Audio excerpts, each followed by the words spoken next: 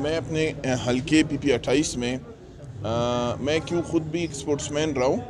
اور میں نے ہمیشہ سپورٹس مینوں کو اپلائچ کیا ہے. اس حوالے سے ہم نے کوئی 150 سے اوپر ٹیموں کو میرے حلقے میں جو کینٹ کی تھی ان کی ہم نے فیس 1 میں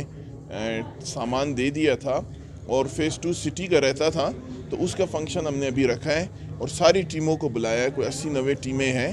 جو آئی ہیں, ان کو ہم ان کا سامان سپورٹس کا دے رہے ہیں اور اپنی طرف سے نہیں دے رہے,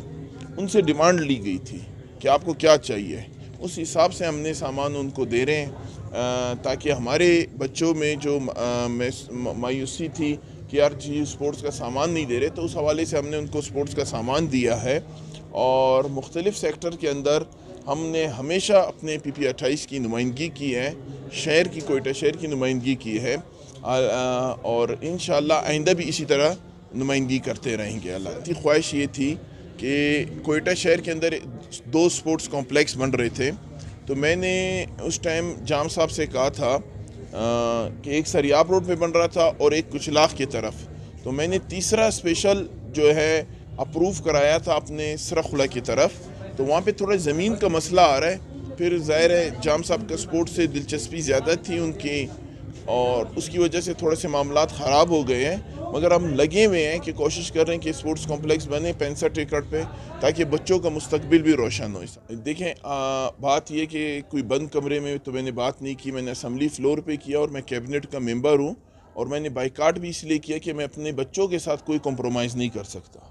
آپ خود بھی دیکھ رہے ہیں کہ ہمارے بچے اپلائی کرتے ہیں اور باہر سے اپنی پارٹی کے لوگوں کو لا کے یہاں پہ رشتہ داروں کو لا کے بھرتی کر دیا جاتا ہے. اور دوسری بات یہ کہ خاص طور پہ جو میں نے ابھی مسئلہ اٹھایا ہے وہ مسئلہ بہت ایک اہم مسئلہ ہے کہ اپنے ڈسٹرکوں میں بھرتی ہوتے ہیں اور ڈویژن میں بھرتی ہوتے ہیں, اس کے بعد آ کے کوئٹہ کی پوسٹوں کے اوپر فل کر دیتے ہیں. تو وہ جو ہمارے جو بچے ہیں کم سے کم 15,000 سے زائد پوسٹیں مختلف ڈپارٹمنٹ میں ہیں کہ وہ ان کو اگر ہم خالی کروائیں, رولنگ کروائیں یا کیبنٹ فیصلہ کرے. اور میں آپ کو آج